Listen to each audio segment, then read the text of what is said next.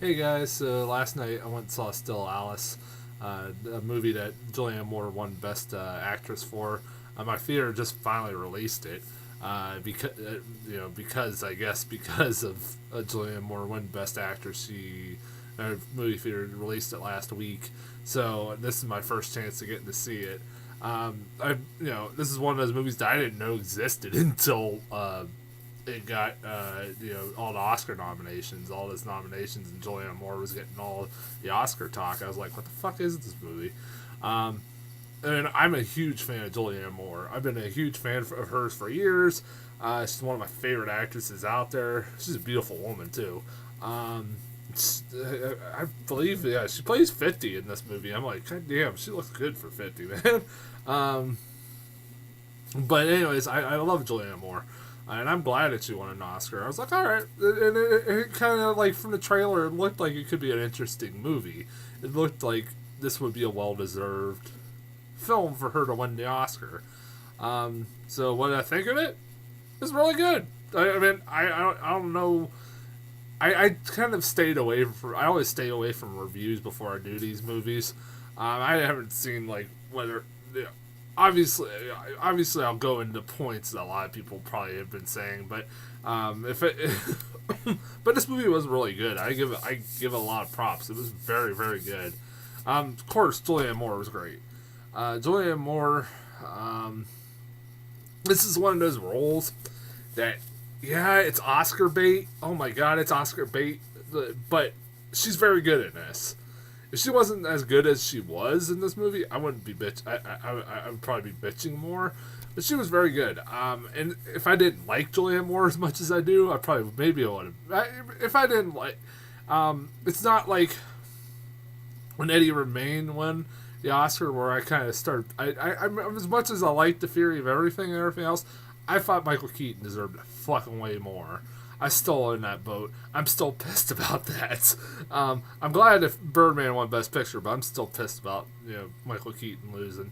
And honestly, out of all the people that was nominated for Best Actress, if I would have picked, it was Rosamund Pike. Honestly, fucking that knockout performance from the like show stealing performance from Gone Girl. But because this is the Oscars, for fuck's sakes, a movie that about when somebody's playing an Alzheimer's, somebody with Alzheimer's, that's going to win an Oscar. That's usually how it goes. If an actor's playing somebody with an illness, they always win the Oscar. Look at last year, fucking Matt McConaughey won for playing an AIDS patient. But like Matt McConaughey last year, I have no problem with Julianne Moore winning this Oscar because she is very good in this movie, and she's an actress I really like. She really has her acting and some of the emotional scenes are really good. Is really good, and the transformation she goes through in this movie is really good. Like you see, like I like that part. I'll get into this scene a little bit later, but that scene where she's watching a video of herself when she first got diagnosed, and she's like right now like just full gone, pretty much gone, and like you see the image of her in the past and like her now, and it looks completely different. She did a very good transformation. They did a really good job, like makeup wise and stuff like that. They really like they kind of make her look disheveled and kind of like not look her so like she did before. Julianne Moore, and she's very good in this movie. I guess I don't know what else I could say. She portrays somebody with Alzheimer's. It's very subtle with the Alzheimer's. Like it's just very subtle hints throughout the whole movie, and like pays. And it's very respectful. Her performance is very respectful to people that have Alzheimer's. I like everybody have a family that has family members that have suffer from Alzheimer's, like everybody does. Alec Baldwin's in this movie, and he's very good. I like Alec Baldwin, even though Alec Baldwin is one of those guys that I get pissed that he's getting a lot of work, but Mel Gibson doesn't, because Alec Baldwin's about as much of a dick as Mel Gibson is, but he still gets fucking work. Mel Gibson doesn't. Makes no fucking sense to me. I like Alec Baldwin, but yeah, he's really good in this movie. I will say this: the one surprise out of this movie, and the reason why I actually gave this movie more praise than I probably would have, is the fact that Kristen Stewart is in this movie, and she's really good. I'm sitting there like, holy fuck, she's actually playing a human being. For once in her fucking career, she's actually playing an actual character.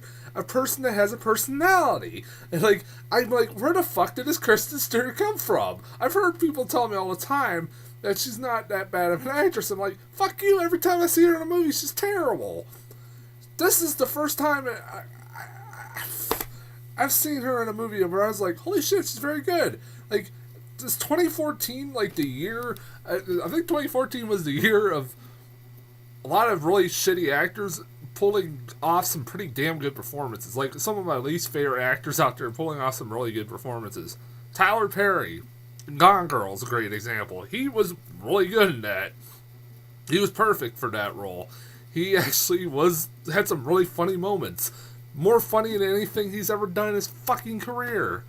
Was actually really good in that. The best performance of his whole fucking career. This is honestly Kristen Stewart's best performance of her career. I'm not.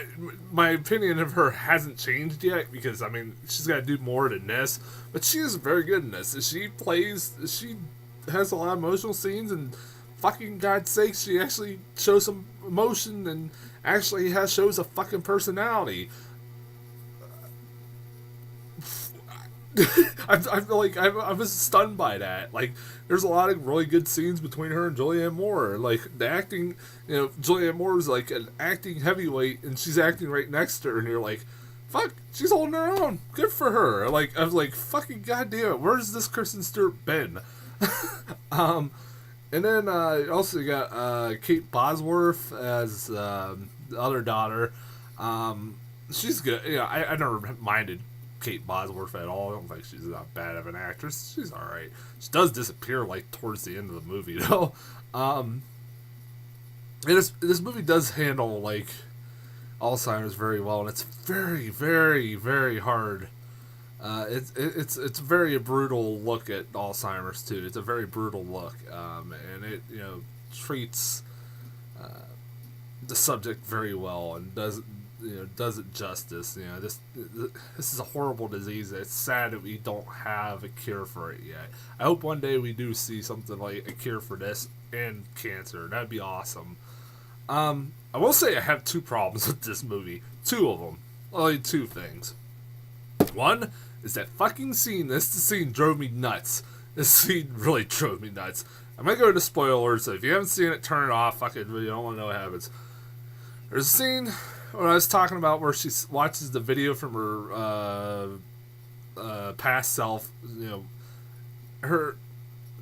She watches this video, and her past self basically tells her to go upstairs and take a bunch of sleeping pills and kill herself. Well, she watches this video, and of course, she's at this point in her stages of Alzheimer's, really far out. She's really bad at this point, and it's like maybe only a couple years into this, maybe even just a year. I don't know. It's like timeline's a little bit iffy, but she's pretty bad at this point. And what the fuck? There's nobody in the house. She has a caretaker. She's not there. There's no fucking family members. She has like a bunch of kids, and their boyfriends. A couple of them have boyfriends, and a couple of them have girlfriends. So are you fucking telling me that nobody was watching her, making sure that they left her by her fucking self? Luckily, she doesn't kill herself because the caretaker does come in. I'm like, who the fuck would have left her there? No, that's fucked up. I was like, no, that's unrealistic. I mean, I know there are people that's fucking irresponsible. If you're not going to be able to do that, then fucking put her in a nursing home. Yeah, if you're that far off, you can't leave an Alzheimer's patient by herself. Fucking Jesus Christ. And then, the other problem with the movie I have is, the movie just ends. It does. It ends. I swear to God, like I was into the movie. I was really into the movie, and then it ends, and I'm like, the movie's over. The fuck? Like, oh, I'm right. I was like, fuck it. So the credits are rolling. There's the written and directed by blah blah blah blah blah. I'm like, oh fuck. All right. Like that was a weak ending. Like that comes out of fucking nowhere. It doesn't feel like a third act. There's nothing like I'm like. There's no resolution. You don't know what happens. Fuck it. I don't know. It's like I don't know what happened at the end of it. Like there was that was very abrupt. That ending was very very abrupt. But it is an indie movie, so what the fuck do I expect? Yeah, and I recommend the movie. If you haven't seen it, if your theater's playing it, go watch it. It's really good. Really well done. Julianne Moore is amazing. Glad she won an Oscar. It's about damn time. And now if like people like Leonardo DiCaprio, Quentin Tarantino, Michael Keaton, that's the ones I can think off the top of my head that can win the fucking Oscar, I'll be happy. There you go. And even Ben Affleck. There you go. There's another one. Hold on a second. Alright. I'm going to get into previews here. Of course, as soon as I was going in there, I was like, I'm going to, of course, get a fucking all indie movies. That's all I ever get when I get these movies. And I did. I got all indie movies. Red Army. This actually looks pretty interesting. It's a documentary about, like, the Russian hockey team. I don't know if it's, like, the one in the 80s, but I think it's, like, how obsessed with, like, hockey Russia is, and it looked kind of interesting. It looked really, really interesting. I was actually intrigued by that one. It looked really good. And also, it was a weird, like, Russian movie theme I got. I got the trailer for Leviathan. I don't know, what the hell do you fuck you say that? It's a movie that was nominated for an Oscar, that Russian film. Leviathan, I guess? I don't know, fuck it. It's like, it kind of looked interesting, like, I don't fucking, like, these business guys want to take this guy's house in Russia or something. I don't fucking remember. It looked kind of cool. It looked kind of badass, actually. It was like, that was like a favorite to win best foreign film, wasn't it, for a while? And then it didn't. Did it? Fucking, I can't remember. This year's Oscars wasn't very memorable.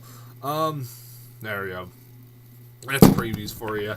That's all the new trailers I got. I'm gonna get off here. I'll be back maybe in the next couple days, maybe tomorrow, maybe tonight, with chat or review for Unfinished Business and Chappie, 2 movies I'm hearing really bad things about.